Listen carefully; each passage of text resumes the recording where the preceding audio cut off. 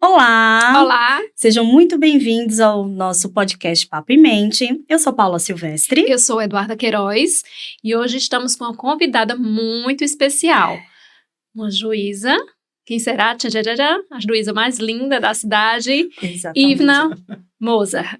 Linda mesmo, gente, porque eu só conhecia, assim, né, vendo na TV, porque ela faz muitos casamentos, muitas coisas e tal. Aí quando ela chegou, eu fiz, nossa, como ela é bonita. Ela é bonita mesmo. Pois é. Então, Ivna, fique à vontade. Quem é Ivna, né? Fique à vontade, a mesa é nossa e se apresente para nós. Não, minha gente, com a recepção dessa, eu quero vir toda semana. Tem como vir toda semana, porque se tiver, eu já estarei aqui. A generosidade das meninas. Então, eu queria dizer que é um grande prazer estar aqui hoje, né, podendo conversar com vocês, inclusive sobre um tema que me desperta não só interesse, mas é um tema que eu gosto de falar sobre, de aprender e de ler a respeito. Né, que é psicologia. Eu gosto muito. Isso não significa que eu saiba, significa que eu me interesso e gosto, que já é muita coisa, né? Mas, para me apresentar quem eu sou, eu costumo dizer que a coisa mais importante da minha vida são meus filhos, né? Então, eu sou mãe de Bruna e Eduardo, Dudu. Ele não gosta que... ele disse que não é Eduardo, é Dudu. E sou avó canina de Mel e agora de Rapadura, que acabou de chegar. Mel e Rapadura. Mel e Rapadura, que estão um cachorrinho e uma cachorrinha. Sou juíza de direito do Tribunal de Justiça da Paraíba há 16 anos. Antes disso, fui juíza de direito também no Tribunal de Justiça de Pernambuco e antes advoguei por alguns anos também. Sou professora, atualmente respondo pela vara única da comarca de Juazeirinho e a vara da violência doméstica aqui em Campina, também como juíza auxiliar, e trabalho na área da cultura da não violência, né? Mais precisamente na área de justiça restaurativa.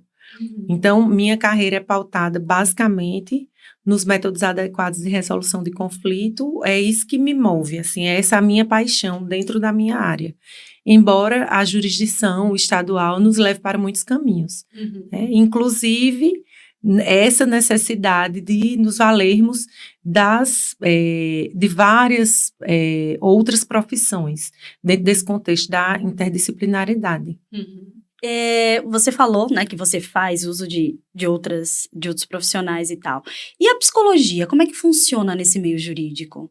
Ela é importante, é necessário? Como é que funciona? Como é que ela está dentro do judiciário? Bem, a gente sabe que hoje é um fenômeno cada vez mais recorrente, a especialização das pessoas, né, de todos os tipos de profissão. Até dentro de uma mesma profissão, existem as especializações que fazem com que nós sejamos interdependentes. Isso eu já acho ótimo, né? Porque isso fortalece o senso de comunidade e deixa de uma forma muito clara e muito expressiva essa necessidade que nós temos uns dos outros e de nos organizarmos em comunidade. É verdade. Então, se isso é verdade para uma mesma área de conhecimento, avalie para áreas de conhecimentos diversas, né?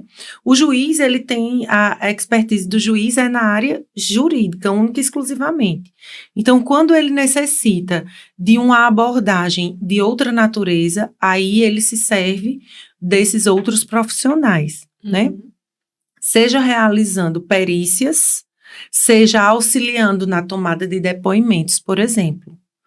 Hoje, falando da experiência da Justiça Estadual, certo? Nós temos um corpo de servidores que são psicólogos, pedagogos e assistentes sociais que compõem as equipes multidisciplinares. Nós temos também o NAPEM, que é o Núcleo de Apoio às Equipes Multidisciplinares, que são equipes que dão suporte às varas em determinados tipos de processos, sobretudo quando se trata das pessoas que são beneficiárias da justiça gratuita. Legal. Então, os processos são remetidos para esse núcleo, né, para o NAPEM. E para quê? Um exemplo prático, para ficar mais prática, né? Como é que funciona? Um pedido de guarda compartilhada, por exemplo, ou um pedido de guarda. Então, o psicólogo, assistente social, pedagogo, vão e fazem uma análise, fazem um estudo e depois elaboram um laudo dizendo, por exemplo, quais são as condições que aquele pai ou que aquela mãe tem de assumir uma guarda, seja ela compartilhada, seja ela alternada, seja uma guarda exclusiva. Na área da infância e adolescência, o parecer psicossocial, ele faz parte do processo de apuração, por exemplo, de ato infracional. Quando um adolescente comete um ato infracional. O que é o ato infracional? É aquele ato que é como se fosse o crime, só que cometido por um adolescente.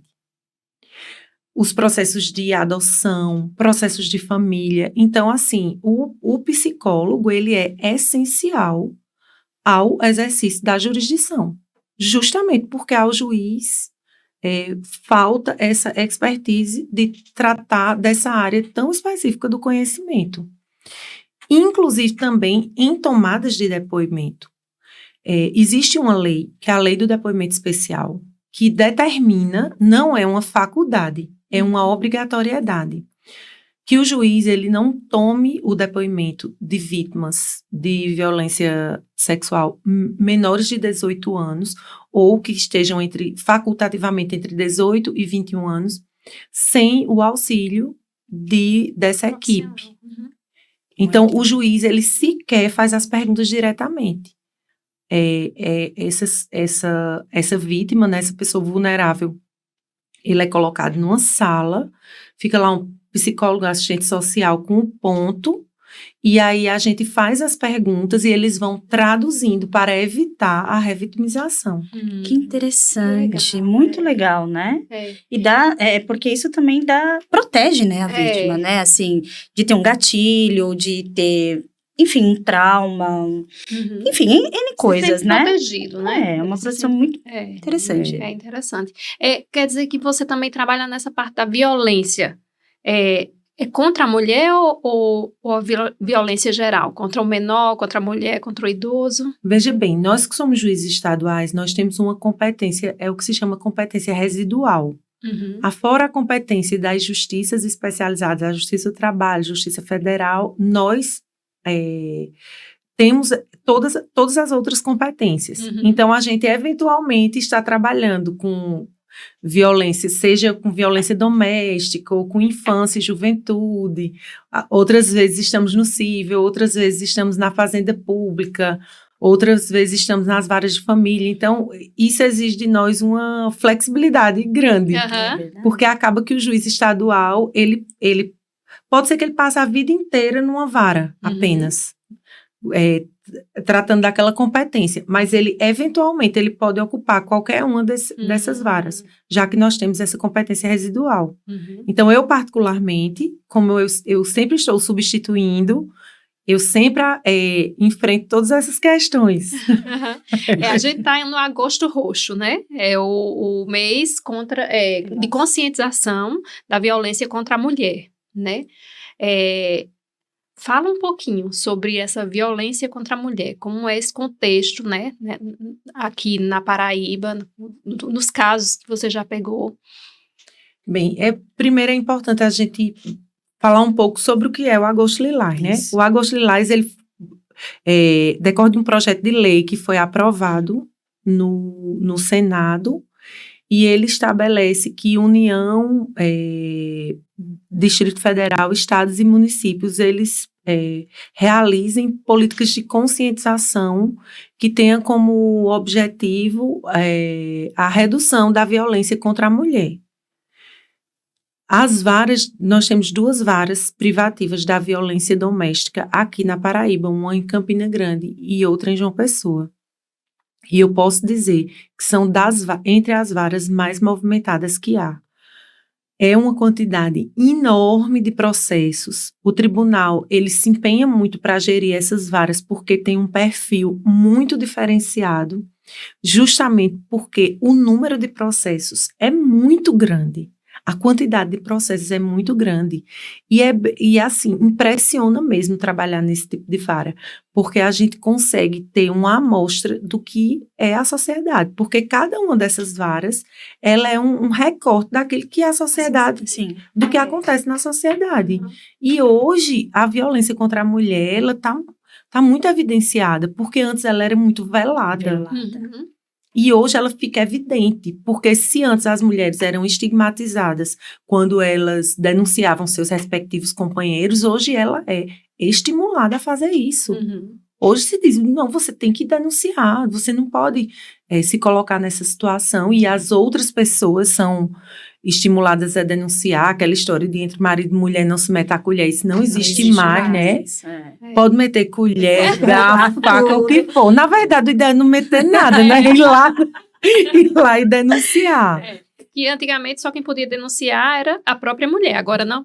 Pode ser outro, né? Ou não. Antigamente, o que acontecia? Antigamente, a mulher, ela poderia desistir de uma denúncia realizada, porque a ação penal era condicionada à representação. Ou seja, dependia do desejo da mulher permanecer ou não com aquele processo. Só que nós sabemos que o círculo da violência, ele é um círculo vicioso, né?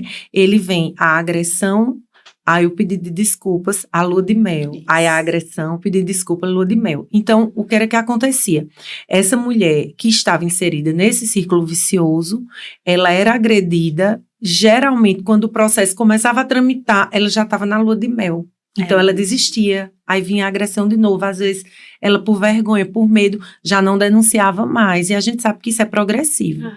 Houve uma alteração legislativa, no sentido de que as lesões, de lesão para cima, né, os crimes mais graves, a mulher não pode desistir. São de ação penal pública, ela não pode desistir. Depois que o procedimento, que é dado andamento ao procedimento, não cabe mais a ela a desistência. E por que isso? E alguém pode dizer, mas poxa, o direito é dela, a vida é dela, o corpo é dela, tudo bem. Mas ali há um interesse público que esse agressor, ele responda pelo crime que cometeu. Uhum. E também sabe-se da posição da mulher de vulnerabilidade que vive nesse contexto de um relacionamento abusivo, que muitas vezes ela não tem aquela autodeterminação para persistir com aquele processo. Quando se trata, por exemplo, de uma injúria ou de uma ameaça, que são crimes mais leves, ela pode desistir. Mas ela não pode ir lá na delegacia e dizer, eu desisti. Pelo artigo 16 da Lei Maria da Penha, tem que ser perante o juiz ou a juíza numa audiência especificamente designada para esse fim. Então, nesse tipo de processo, a gente marca uma audiência chamada de audiência preliminar, a gente intima a vítima e ela vem até a justiça dizer se quer permanecer com aquele processo ou não.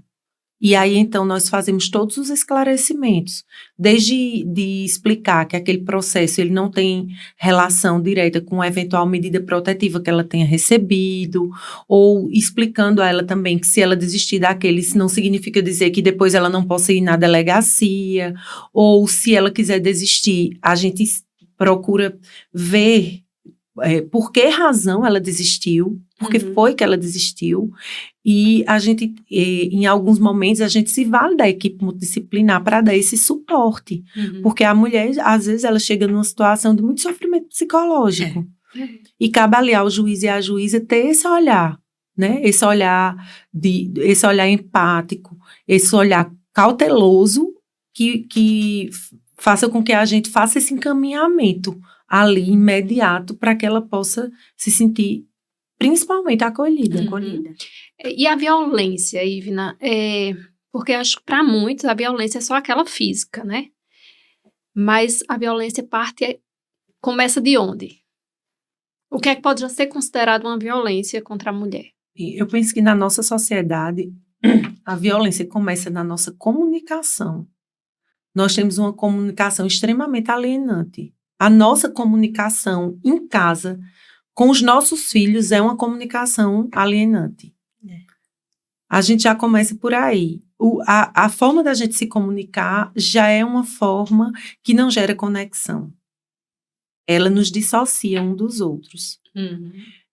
As relações as relações afetivas, seja elas hetero ou homoafetivas, elas nada mais fazem do que espelhar o que acontece na sociedade, né? Tá tudo conectado, tá tudo interligado. Então, se nós vivemos num contexto extremamente violento, até mesmo de fala, isso vai repercutir nessas relações.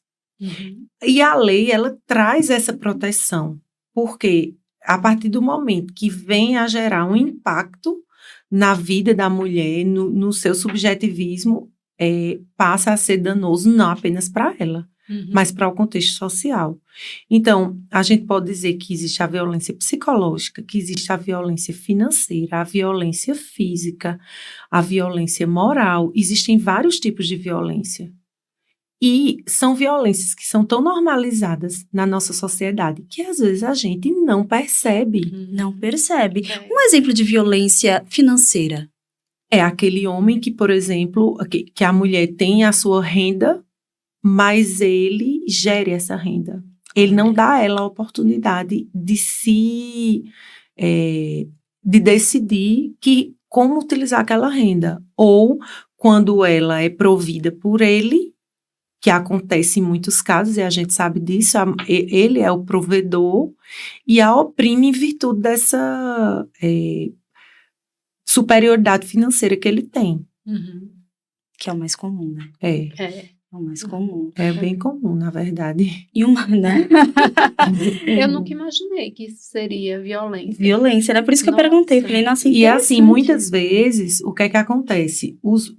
Numa separação, às vezes quando a mulher esboça o desejo de se separar, ele utiliza essa supremacia que ele tem sobre ela para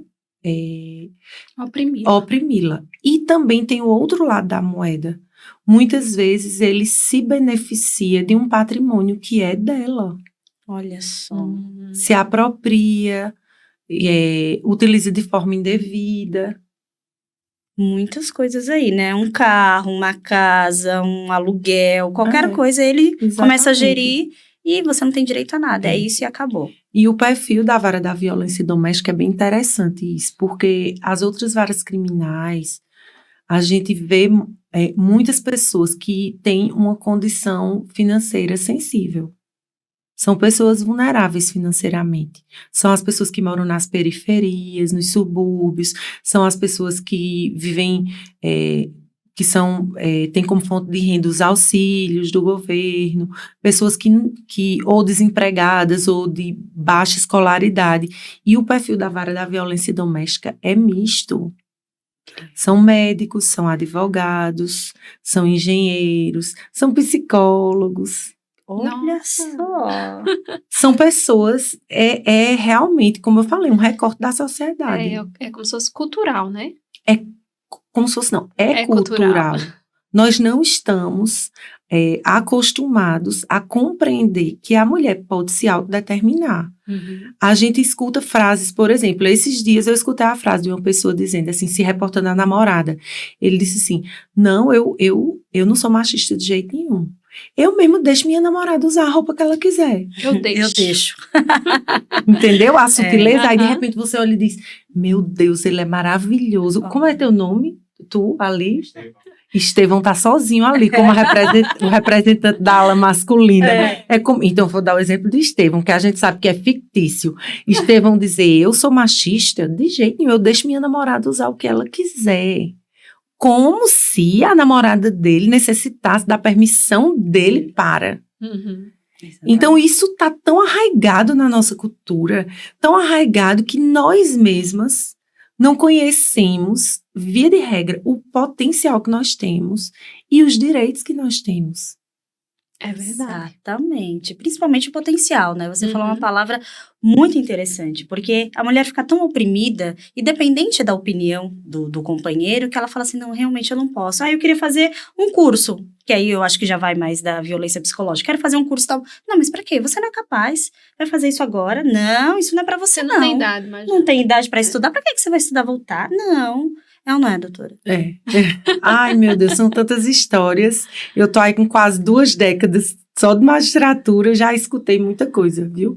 E assim, se eu estou com 2 décadas quase de magistratura, eu estou com mais de 4 de vida. E isso a gente não escuta só dentro do fórum. A gente escuta dentro de casa, a gente escuta nas rodas sociais. As mulheres, por exemplo, elas são... pela grande maioria das pessoas tidas e consideradas ainda como era antigamente no direito romano. Não só no direito romântico, mas no direito brasileiro. Até outro dia, as mulheres precisavam da autorização dos maridos para votar. Sabe, como filho pequeno, a gente não tem que autorizar, pronto. Você veja, até outro dia a mulher precisava da autorização do marido, por exemplo, para fazer um procedimento de esterilização. Você ia falar agora. Até outro dia. Ela precisava da autorização. Uma coisa é comunicar e outra coisa é você depender da autorização da outra pessoa sobre uma intervenção que você vai fazer no seu próprio corpo. Né? Então, a gente ainda vive nessa cultura, na cultura de uma mulher sozinha, por exemplo. Uma mulher que não é casada, nunca foi, ou já foi, não quer ser mais. Quantas e quantas vezes a mulher escuta aquele discurso, você precisa de um homem para lhe proteger. Né? Você precisa de um homem para lhe proteger. Você precisa de um homem para tomar a frente. Será que a gente precisa? Precisamos todos nos conectar, precisamos todos ter alguém, porque nós somos seres gregários e é muito bom viver em comunidade, é muito bom você ter alguém perto, mas não porque a gente precise de alguém que nos tutele, como se nós fôssemos crianças soltas pelo mundo, mas porque nós escolhemos. Até porque, se a gente for olhar a história da nossa cultura, os homens sempre precisaram muito mais das mulheres. Com certeza. Porque o homem moderno não, mas pega um homem, Estevão não, mas pega o pai de Estevão, o avô de Estevão, e solta ele sozinho dentro de uma casa, ele morre de fome. Morre de fome, anda com a roupa suja, tudo. Porque os nossos homens, a maioria não eram ensinados sequer a fazer o próprio asseio pessoal, lavar uma cueca. É verdade. Né? É verdade. E aí, é tão interessante isso, né? Porque aí você casa, aí sua avó fala assim, poxa vida, não, mas você tem que fazer isso pro seu marido. Você tem que fazer não sei o quê. É o seu papel. Né? É o seu papel de mulher. Como assim? Né? Que você vê que é cultural mesmo. E as mulheres de hoje já não é mais assim. A nossa geração já vem mudando, né? E a geração das nossas filhas, dos nossos filhos também. E tende a melhorar, né? Graças Assim espero. Assim espero, né? Isso é uma luta, eu penso que é uma luta intergeracional. Não é uma luta para uma geração só. Não é hoje, agora, que a gente vai conseguir alcançar um cenário ideal. Mas a gente precisa estar no caminho. A gente precisa permanecer caminhando. E eu gosto de pontuar isso, de que é uma luta intergeracional, porque muitas vezes as pessoas optam pelo caminho da violência, porque é o caminho, parece ser, o caminho mais rápido. E eu penso que talvez seja o caminho mais rápido, mas não é o caminho mais consistente. Porque essa batalha de gêneros ou essa concepção que o machismo traz, ela não é deletéria só para a mulher, não. Ela aprisiona o homem. Esses dias eu estava conversando com um amigo que disse que era louco para aprender a fazer tricô. Olha só. Lá não sei quando, ele é da minha geração, ele disse eu era louco para aprender a fazer tricô. E minha avó disse assim, você não tá nem doido. Eu pedi... Sei lá, é coisa de pobre homem. do rapaz não aprendeu a fazer tricô e tá hoje aí, Rodrigo Hilbert, bombando fazendo tricô. Exatamente. E ele podia estar fazendo tricô e não fez porque a avó dele não permitiu. Olha É só. coisa de menina, né? Porque é coisa de menina. Então, aí tantas outras coisas que esse homem que não encontra mais seu lugar, porque ele aprendeu lá atrás que o lugar dele era de provedor, e ele agora vai ficar em que lugar? Que a mulher não precisa mais de um provedor. O que é que ele vai fazer? Aí eu penso que isso tudo vem repercutindo nessa violência, porque é aquele homem que está acanhado num canto de parede, sem saber sequer como se expressar. Porque de um lado ele é machista, se ele se expressar de determinada maneira, e se ele se expressar de outra maneira, ele não tem como se expressar muitas vezes de outra maneira, porque ele não aprendeu. E mais do que isso, ele não era permitido a ele. Isso. Olhe, não chore, coisa de menina. Menino não chora não, rapaz. Chore não. Ser homem. Seja homem, seja homem. Né? Olha o choro. No tempo da gente do sepulcro, Duda, imagina um menino chorando. Que logo aquilo ali era execrado socialmente, né? O o menino que era olhado, que era desejado, que era cobiçado, era aquele menino forte, que brigava, que não se deixava subjugar por ninguém. E hoje, a nossa sociedade exige um homem que seja sensível, um homem que faça tricô, por que não? Que cozinhe, Que que cozinhe. Cozinhe, que inclusive é ótimo, um homem que cozinha é muito bom. Eu tenho um primo que vai lá pra casa, ele cozinha bem demais. Aí eu digo pra esposa, né, pra minha prima, eu digo, ai meu Deus, Augusto é um homem perfeito, porque ele faz tanta comida gostosa. Aí ele vai lá pra casa, quando eles vêm passar férias e cozinha, que é uma beleza. Mas assim, são exemplos raros. Porque antes, mesmo que eles se interessassem, eles não podiam. Não podia. Então, essa guerra de gêneros e tudo, isso é uma coisa que vai escravizando todo mundo, não é só as mulheres, não. Uhum. É ruim pra todo mundo. É ruim pra todo mundo. E repercute, como você disse, em violência, né? Que não é um caminho, mas infelizmente às vezes acaba indo por esse lado. E a pressão e a violência psicológica? Dê um exemplo pra gente. Ai, a violência psicológica, eu acho que nós que somos dessa geração, Duda, eu acho quase impossível que alguma mulher tenha passado ou passe por esse mundo sem ter passado pelo menos por uma gotinha de violência psicológica. Essa fazer a mulher crer que ela não pode, fazer a mulher crer que ela é inferior, fazer a mulher crer que ela não é capaz, sabe? Tentar colocá-la numa posição de vulnerabilidade, de modo que ela realmente não possa se desenvolver. E a violência psicológica, gente, ela deixa muitas marcas. As pessoas acham que é assim, você está inserido num contexto de um relacionamento abusivo, aí conseguiu se livrar do relacionamento abusivo, pronto, passou o pesadelo. Não, são marcas que ficam para sempre. Semana passada nós tivemos a Semana Nacional da Justiça pela Paz em Casa, a 23ª semana. É uma promoção do Conselho Nacional de Justiça, que é o nosso órgão correcional, né, do judiciário, e os tribunais do país inteiro aderem. Então, a gente faz um esforço concentrado, uma espécie de mutirão, 2 semanas por ano, a gente foca os esforços daquele tribunal nesses processos de violência doméstica. E eu fazia uma audiência, fiz muitas semana passada, e uma delas eu fazia uma moça muito jovem, linda, linda, que o namorado tinha empurrado ela numa festa publicamente, empurrou a menina. Outra vez ele chegou gritando na porta da casa dela e a agrediu fisicamente. Nossa. E aí depois ela chegou para mim e disse, olha, doutora, eu não quero seguir com o processo adiante, porque a minha mãe... E esse processo só foi para frente porque minha mãe me obrigou a ir na delegacia denunciar. Eu nem ia denunciar. E aí obviamente, a vontade dela foi atendida porque não era um caso de lesão corporal, era um caso de ameaça. Uhum. E aí depois eu fiz esse esclarecimento a ela sobre como uma relação abusiva tinha esse potencial de deixar a mulher cega. Uhum. Porque ela não consegue enxergar que ela está sendo ali colocada numa posição de inferioridade e de dependência. De modo que quando ela sai da relação, ela sai dependente da relação. Do mesmo jeito que existe vício de drogas e de álcool, existe vício de relações.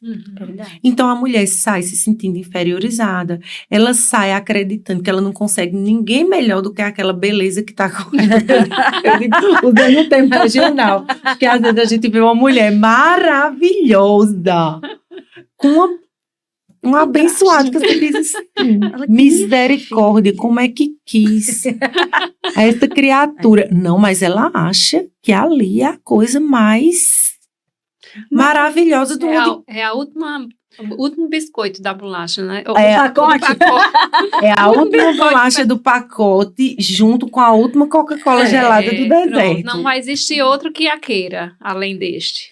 Eu acho que é isso também. Ela está tão dependente, tão cega, como você falou, que ela falou assim, não, eu não vou achar outra pessoa. É ele, é o amor da minha vida, é ele. Não, e eu acho assim, a pressão psicológica é tão grande de que você não é capaz, você não pode, então ela toma para si aquilo. Então, só ele me suporta, só ele me aguenta, né? Eu sou tão inferior que não tem outra pessoa que vai me querer, só Além ele. dele. Aí vem a pressão social, por exemplo. A mulher que não foi bem sucedida num relacionamento. Ela não sustentou o casamento.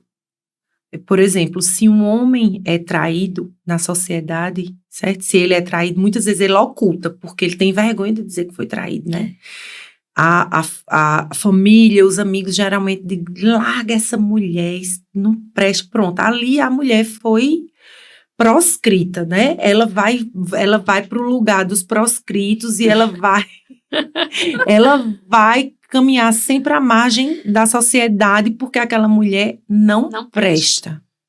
Adúltera. Quando é o homem que traz, quantas vezes, gente, eu já vi conversa de tia, assim, essas conversas de tia ao redor. Minha filha, não desista do seu casamento. E você vai dar o gosto a outra, é? Você vai dar o gostinho, eu tô mentindo? Coisa de homem. Isso é coisa de homem. Olha, ele é um homem bom, olha. É um bom pai, é um bom marido, só tem essas coisinhas, mas isso aí a pessoa... Você seja inteligente. Não assim. Seja inteligente. Faça de conta que não está vendo. Meu Deus, e não é mesmo que é assim? E não é desse jeito. Então, nós temos uma violência psicológica coletiva, cultural. Uhum. Como é que esta coitada desta mulher, ela vai dizer assim, eu vou sair desse contexto? Ela não vai, porque ela vai sair ainda se sentindo errada. Uhum. Porque ela diz, eu não tive paciência, eu não consegui. Eu não fui capaz de segurar meu marido. De sustentar o meu capaz casamento. de sustentar, né? Uhum. E assim vai ela, para não quebrar a relação, se quebrando todinha. No fim, ela tá usando uma expressão bem regional, mais moída do que arroz de terceira. Uhum. E ele, às vezes, se cansa dela, arranja uma bem mais jovem e larga a mulher e ainda diz assim, vá trabalhar. Vá trabalhar. E cuidar dos meninos. Não, e diz assim, por que eu vou dar pensão? Vá trabalhar, você é nova, vá trabalhar. Como aquela mulher que muitas vezes abriu mão da sua colocação no mercado de trabalho para dar o suporte para ele poder se desenvolver. Essa é a história, não é de uma nem de duas, não. É de muitas mulheres. Uhum. E ainda vem mais. Quando nós, enfim, conseguimos nos emancipar e sair de casa, nós arranjamos mais problemas. Porque eu tenho uma amiga que diz, obviamente, brincando, porque ela é muito espirituosa, ela disse, eu quero saber quem foi que inventou essa história de mulher trabalhar fora de casa. Porque agora, além de trabalhar fora de casa, eu trabalho dentro de casa. Eu trabalho dentro de casa. E é uma realidade. Nós adquirimos obrigações fora de casa. Mas as de dentro não acabou, não. Não acabaram. E aí, ainda foi mais além. Antigamente, a mulher que trabalhava fora, ela tinha esse... não, a mulher... Antes não era nem recomendável que trabalhasse. Aí depois, não, é tolerado. Aí, para poder ela trabalhar fora, ela tinha que dar conta de tudo dentro de casa para ninguém dizer que ela era irresponsável, né? Mulher Maravilha, né? Aí agora, ela precisa ser bem-sucedida profissionalmente, porque hoje os homens não querem mais se relacionar com mulheres que não sejam bem-sucedidas profissionalmente, mas ela precisa ser bem-sucedida em casa, porque se ela não for bem casada, ela leva a pecha social de mal amada. Olha, de que adianta? Estudou tanto, trabalha, mas é uma mal amada. Não tem família, não conseguiu constituir família. Nem família tem. Quantas vezes a gente não escuta esse tipo de colocação? Algum defeito tem. Aí algum defeito tem, porque nem marido arranja. Uhum. Então, a história da gente é uma história de sucessivas violências, né? Uhum. É cultural. Cultural. E como a gente não presta atenção nisso, né? Tá tão naturalizado, vão passando assim, né? Como ela deu exemplos da tia e tal, que a gente vai passando e às vezes reproduz sem sentir. Oi, em relação às pessoas que gravam vídeo íntimos e divulgam divulgam isso aí, sai rolando, isso aí é crime? É crime? Seria crime? É crime, não só quem grava e divulga, como também quem compartilha, ainda que não tenha um relacionamento com aquela pessoa que foi gravada. Olha aí, fica a dica, tá compartilhando? Presta atenção. Não pode compartilhar. Pode. De jeito nenhum. A obrigação é que aquilo pare em você. E para isso eu sempre digo, olha, aquela formulazinha infalível. Pense se fosse você. Isso. Pense se fosse uma filha ou um filho seu. Pense se fosse um irmão ou um irmão, uma mãe. Você gostaria que fosse compartilhado? Como é que você ia se sentir? Hoje, inclusive, existem situações de pessoas com depressão, de pessoas que tentam suicídio e que efetivamente se suicidam por conta desse tipo de compartilhamento. Porque a gente sabe que caiu na internet e nunca mais é uma coisa que... É como um exemplo que tem em direito penal, quando a gente estuda direito penal, que diz que é como você subir em cima de um prédio e só abrir um saco cheio de penas e soltar. Vai ser impossível você conseguir recolher aquelas penas. Se isso era válido, por exemplo, para difamação, na época que eu estudei, há mais de 20 anos, direito penal, imagine hoje com a internet. O quanto isso é válido. É como você soltar vários sacos de pena em cima de vários prédios. É impossível recolher. É um dano muito grande. É uma destruição, né? Uma destruição enorme. E assim, né, como você falou, quem compartilha também. Então, ele também vai ser responsabilizado judicialmente por isso. Responsabilizado também. Judicialmente por isso. Caramba, não é brincadeira, não. Porque realmente pode destrói uma família, destrói a vida da pessoa, né? Destrói tudo. Isso é muito complicado. Gente, quanto tipo de violência, né? Quantas coisas, né? Que a gente vai falando e não se dá conta. O mais interessante desse... Algumas são bem óbvias, né? Bem óbvias, mas tem outras que são veladas. Eu acho que o mais interessante desse bate-papo hoje é levar isso em conhecimento, né? Levar para a população que às vezes você tá falando por brincadeirinha ou só, não faça isso não, minha filha e tal. E você tá ali induzindo uma violência e sem nem perceber. E o que eu tô achando mais interessante desse bate-papo da gente, assim, é que o diálogo verdadeiro, né? Quando é uma via de mão dupla, quando as pessoas se permitem falar, ele parece que ganha vida própria. Porque a gente se propôs a falar de uma coisa e exatamente, foi por outra. Ganhou vida própria. Foi. Mas, assim, ainda em relação a essa questão das violências, uma coisa que eu gostaria de pontuar, assim, e deixar muito, muito, muito evidente, é que não basta perceber. Muitas vezes, ou diria que a maior parte das vezes, é preciso que você tenha força o suficiente para reagir. Porque eu conheço muitas mulheres que têm esse discurso que eu tenho, por exemplo, e que têm essa percepção, mas permanecem no lugar de oprimidas. Porque elas entendem com a cabeça, mas não entendem com o coração, não conseguem. Porque entre o pensar e o sentir, vocês que são especialistas que podem... Entre o pensar e o sentir tem uma distância enorme.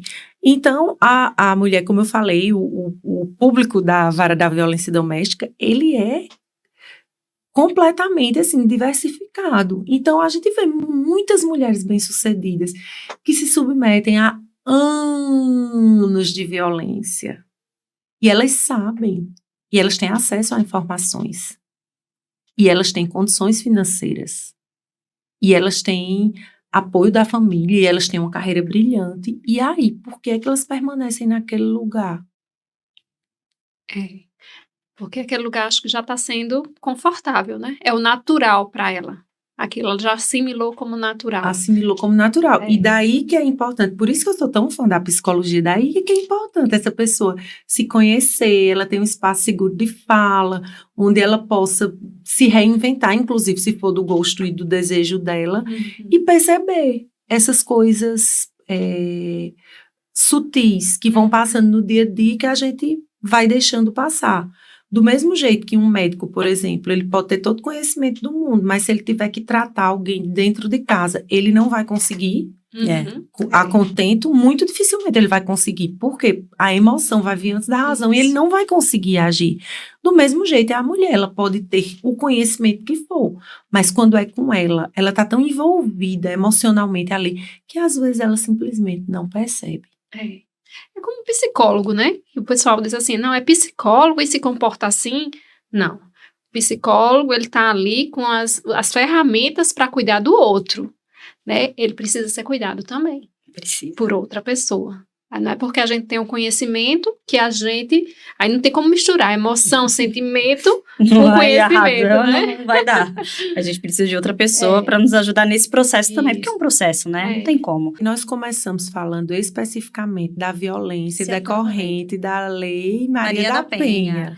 Então, Essa Lei Maria da Penha, ela é aplicável a relações ou que envolvem convivência doméstica, em que haja uma situação de inferiorização da mulher ou de relações que não sejam domésticas, mas que tenham cunho afetivo. Um exemplo prático, se aplica Maria da Penha quando é, por exemplo, um irmão e uma irmã, aplica-se. Se esse irmão se coloca numa posição de superioridade e agride a mulher por conta de questões de gênero, ali sim se aplica a Lei Maria da Penha. Como a menina arranja um namorado, muito comum. Nós temos muitos processos, assim, a menina arranja um namorado. Aí chega aquele irmão, sua R, aquilo outro, não sei o que, não deixe, você não vai sair. Quantas vezes a figura do irmão mais velho não vai sair, você não vai ficar com ele e tudo. Isso é uma violência de gênero, porque ele está se colocando ali numa posição de superioridade em relação a ela. Muito diferente de dois irmãos que brigam ali. Ali não existe a questão de gênero envolvida. E quando é homoafetivo? São um casal de mulheres. Tudo vai depender de como a pessoa agredida se declara e se enxerga. Então, se for uma mulher trans, se for uma mulher não trans, se for...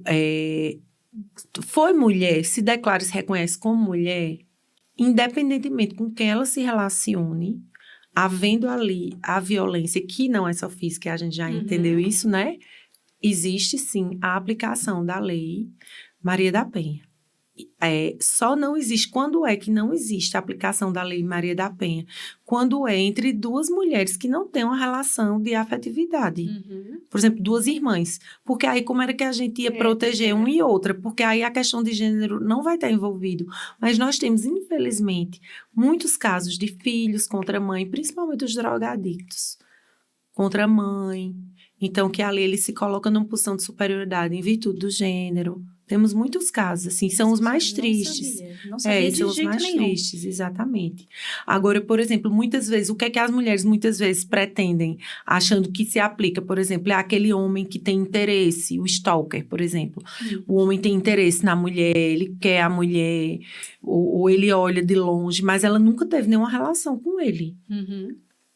Aí não se aplica, porque nem tem a relação doméstica, nem tem a relação afetiva. Então, aí não vai haver a aplicação da lei. Existem outros recursos, porque existem medidas cautelares previstas no Código de Processo Penal que protegem as vítimas, mas não pela Lei Maria da Penha. Certo, entendi. Entendi.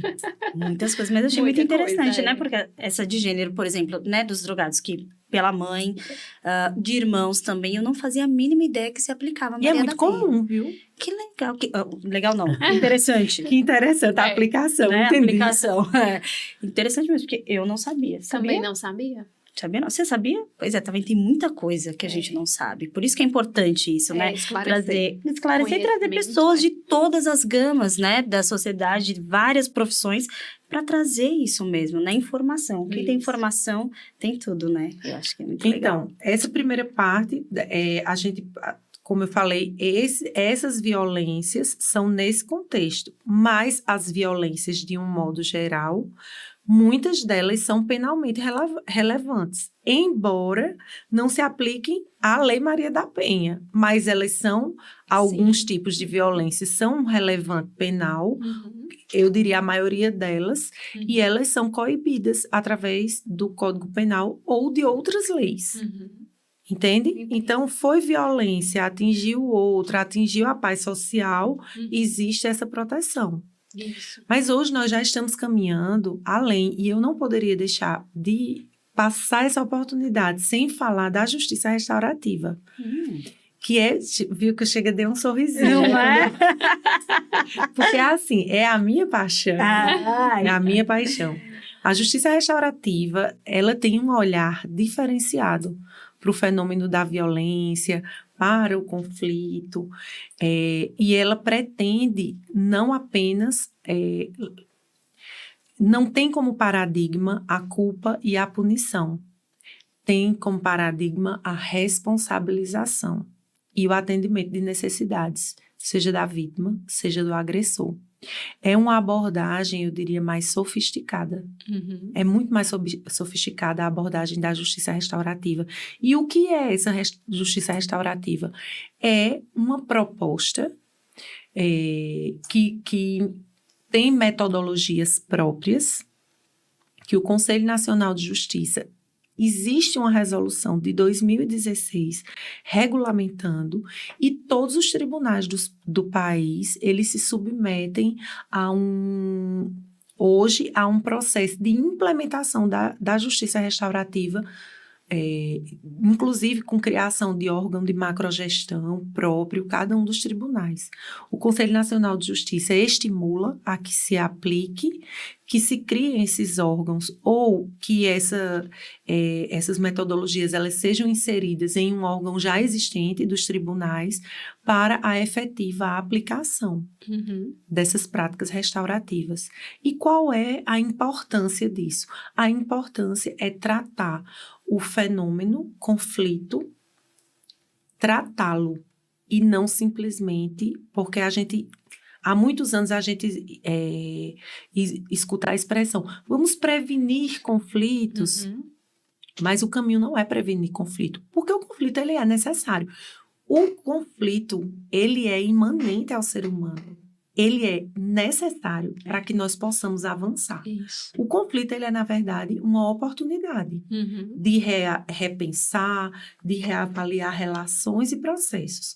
Porém, o conflito não tratado, ele é expresso através de uma violência. E é essa violência que a gente quer evitar, não é o conflito. Então, a justiça restaurativa vem nessa concepção de tratar os conflitos de uma maneira muito mais sofisticada, através de um processo dialógico facilitado, de modo que as pessoas possam compartilhar suas necessidades e exercitar a autorresponsabilização, muito mais do que simplesmente punindo, porque a gente tem visto que isso não tem Eficácia. trazido tanto resultado, sabe? Dá um exemplo de algo que você... assim, bem prático. De uma situação. Vamos lá, uma situação bem prática. A justiça restaurativa, a gente diz que o locus perfeito dela, onde ela mais encontra um terreno fértil para florescer, é na área da infância e juventude, principalmente na área infracional, certo? O que é a área infracional? Quando um adolescente, como eu dizia no início, ele comete um ato infracional, que é o quê? O ato que ele comete que é semelhante a crime. A gente não chama crime. Quem comete crime é adulto. Adolescente é ato infracional, certo? Semelhante a determinado crime. Então, eu vou dar um exemplo prático. Nós pegamos um processo em que um menino de 17 anos, ele tinha feito a receptação de uma moto que tinha sido furtada. Então, o juiz da vara da infância remeteu esse processo para a realização de uma prática restaurativa. Nós realizamos uma conferência vítima-ofensor, que é um tipo de prática restaurativa, e dialogamos primeiro com a vítima, depois com o ofensor, e perguntamos, vocês se sentem aptos a sentar e conversar sobre isso? E eles se sentiram aptos. Fizemos, então, uma conferência envolvendo todos eles e com o suporte da comunidade, porque a justiça restaurativa entende que o fenômeno da violência e das transgressões, ele não passa só pelo sujeito, ele passa pela comunidade na qual o sujeito está inserido. Se ele está desequilibrado, ele reflete um desequilíbrio daquela comunidade. Sim. Então, eles sentaram, eles dialogaram, e eu trouxe esse como exemplo, porque foi a prática restaurativa mais linda da qual eu já participei. O menino se dispôs a pagar o conserto da moto, porque quando ele receptou a moto, que ele comprou por uma rede social, a moto já vinha toda destruída. E o pessoal conseguiu reaver a moto, os donos, mas a moto foi com defeito. Eu lembro como hoje que o conserto da moto era R$1.200 e o adolescente, ele trabalhava. Ele disse, eu pago o conserto. 12 parcelas de R$1.000. E ele próprio se dispôs a pagar o conserto.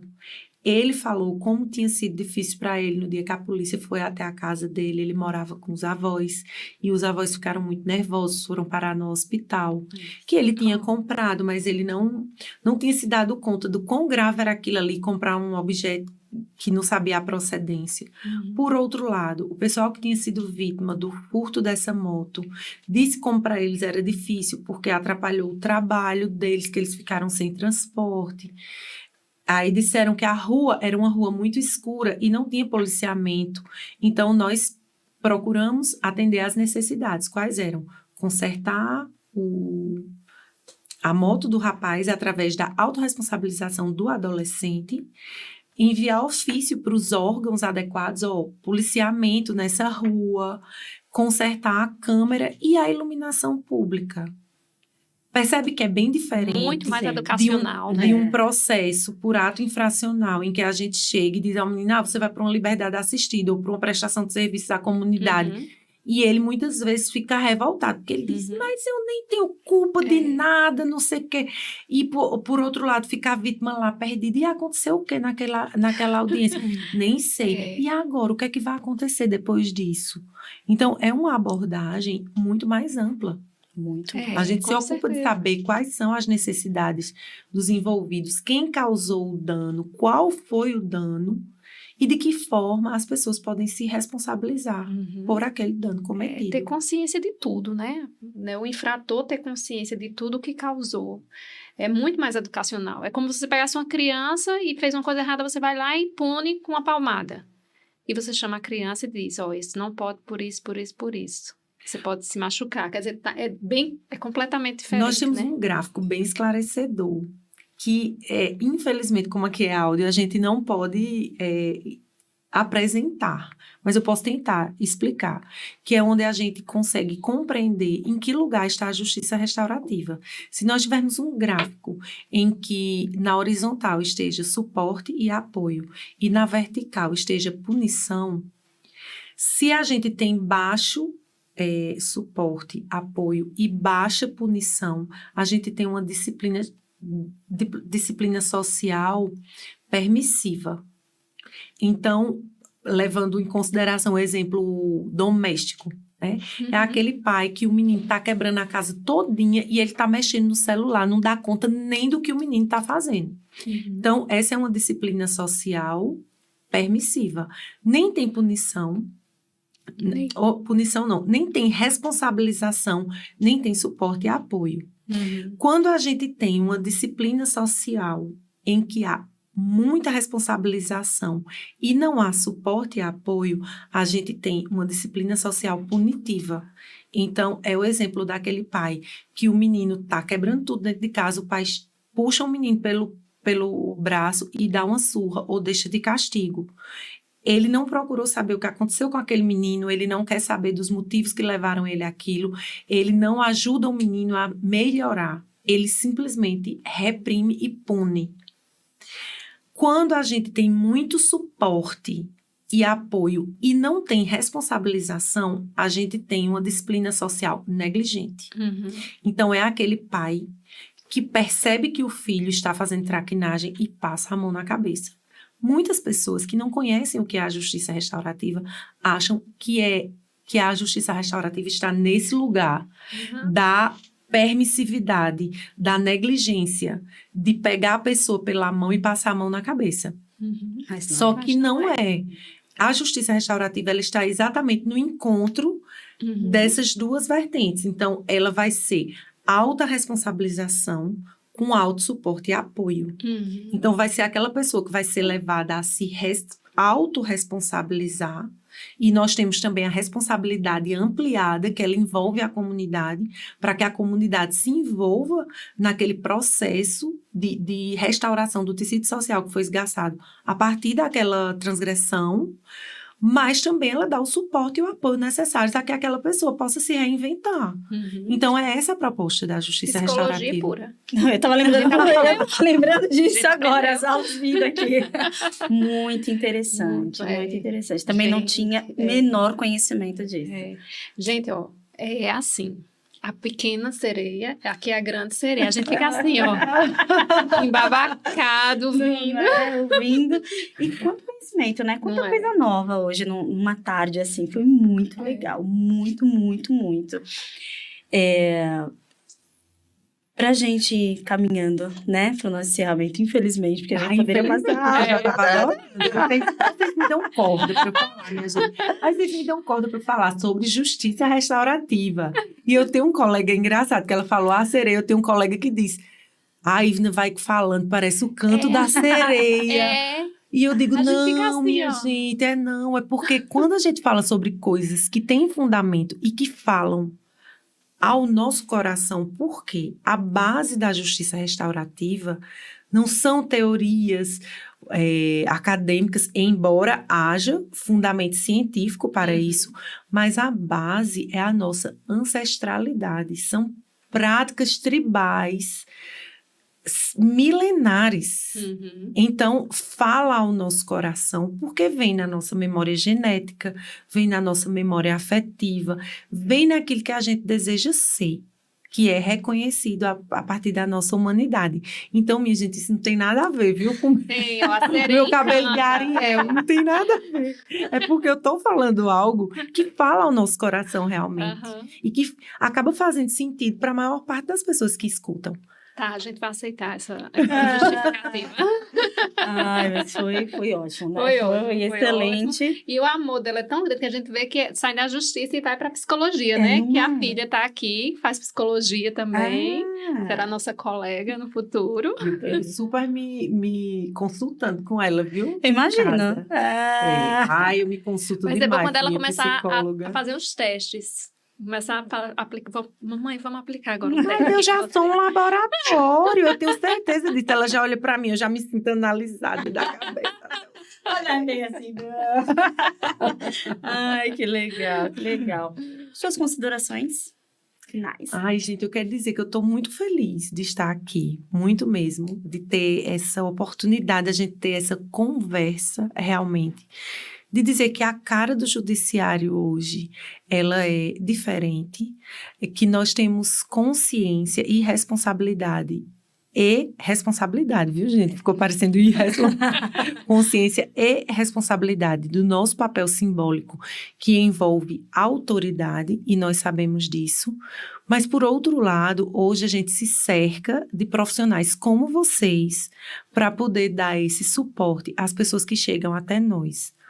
E temos o sistema multiportas, que é não só disponibilizar para o jurisdicionado o processo judicial puro e simples, mas também oportunidades de conciliação, de mediação, de aplicação de justiça restaurativa. Alguns tribunais lançam mão do recurso das constelações familiares, que ainda é um assunto um pouco polêmico, né? O Tribunal de Justiça da Paraíba não aplica, mas alguns outros tribunais entendem que isso faz sentido e então aplicam. Mas nós temos as oficinas de parentalidade e muitos recursos para que as pessoas que chegam até a justiça não sintam apenas aquela mão pesada da lei, né? Elas possam se sentir também acolhidas. E muito, muito mesmo isso se deve ao trabalho das equipes multidisciplinares. Né? Porque nós somos, a gente vai criando até, se a gente cria por um lado o dress code, mas por outro lado a gente cria os cacoetes de cada profissão. Então o nosso papel simbólico, como eu falei, é um papel de fato de autoridade, de muita verticalidade, mas a justiça quer apresentar essa feição da verticalidade e muito conta com o apoio de vocês e com um trabalho primoroso, né? E em tantas e tantas áreas, que aí a gente precisaria, tipo assim, de uns 5 episódios. É verdade. Na infância, na família, na área protetiva, na área infracional, a gente precisaria de muito para falar sobre. Tão grande é a participação da psicologia no direito e especificamente como auxiliar do Poder Judiciário. Então, para mim foi um grande prazer poder vir aqui conversar, eu adorei. Prazer foi Prazer nosso. É aquela Foi parte que não é ótimo. trabalho, é Não aquela é? parte que é lazer. E vamos marcar outros, né? Vamos. Fica aí a dica para outros programas. Pois Pois é. é, pode se me chamar, eu venho, né? Muito obrigada, Não é viu? chicleteira não, né? Eu sou. Eu ia dizer, se me chamar, eu vou. Se me chamar, eu venho. Muito legal. Esse foi o nosso Papo em Mente de hoje, não é? Nos sigam nas redes sociais, no YouTube, no Instagram. Dúvidas, críticas, sugestões, é só mandar pra cá, né, Duda? Pois é. É isso aí, porque a gente é diferente. Mas nosso papo é em mente. É isso aí. Tchau, tchau. Até a próxima. Tchauzinho.